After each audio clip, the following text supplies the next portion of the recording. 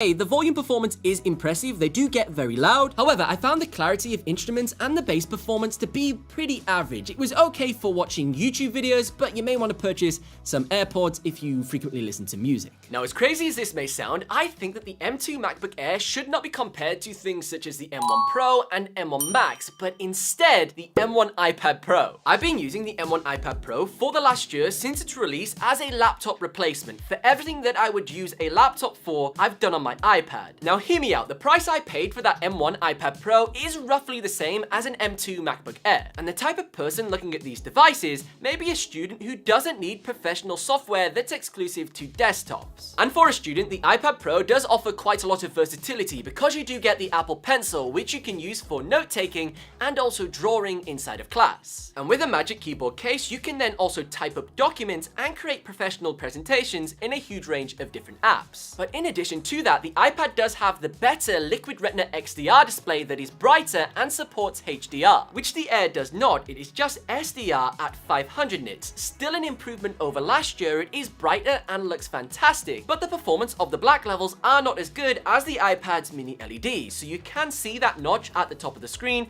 due to the backlight not creating perfect blacks. Also, you get center stage with the iPad, which is a fun feature when using FaceTime and having online video calls. However, over the last year, there has been a lot of moments where I do wish that I just had a fully functioning regular laptop, and that's because a lot of the apps that I use aren't available on the iPad. And because I'm no longer a student, I don't use the Apple Pencil as often as I used to, as I'm not taking as many notes. So this is the base model M2 Air, which is the cheapest that you can buy, but it is still pretty pricey at £1,249. It did hurt me a little when I bought this, as it does only have 256 gigabytes of SSD storage, and after a lot of apps and programs have been installed, this could fill up pretty quick. But I think the base model best represents what most people want from a MacBook Air, an enjoyable, fast, and easy to use daily driver. And that is exactly what it is. This is the first time I've actually been impressed by a MacBook in a long while. I was very disappointed by the M1 Max 14-inch. The temperature and the fan noise made that laptop completely unusable for me. But this is silent as it has no fan, which makes it perfect for completing productivity tasks. And my personal requirements have changed for what I require from a laptop. I no longer need an editing beast for on the go, just something that can handle some light editing for TikToks and YouTube Shorts. The only thing that I would change is the size of the SSD. There are some issues with the 256 gigabyte models because it's only a single channel SSD. It has some quite inconsistent transfer read and write speeds, whereas the 512 gigabyte model is a 2-channel SSD, so it's significantly quicker. And for that reason, I have decided to return and send back this M2 MacBook Air, but I will be placing an order for a more powerful version with the upgraded 10-core CPU and also 512 gigabyte SSD, which will add an element of future-proofing. I have loved using this laptop so much that I want it to be my daily driver, and it might be the time for me to sell the M1 iPad Pro, which is my current go-to. Because since the release of the much cheaper M1 iPad Air 5, I don't seem to use it as much, and you should check out this video next to find out why. This is the new M2 MacBook Air, one of the lightest and thinnest MacBooks ever. Now, despite all the negativity surrounding this Apple product, I absolutely love it. You see, as great as those YouTube videos are that run benchmarks on the M2 chip and they push it to the limit to see how it performs,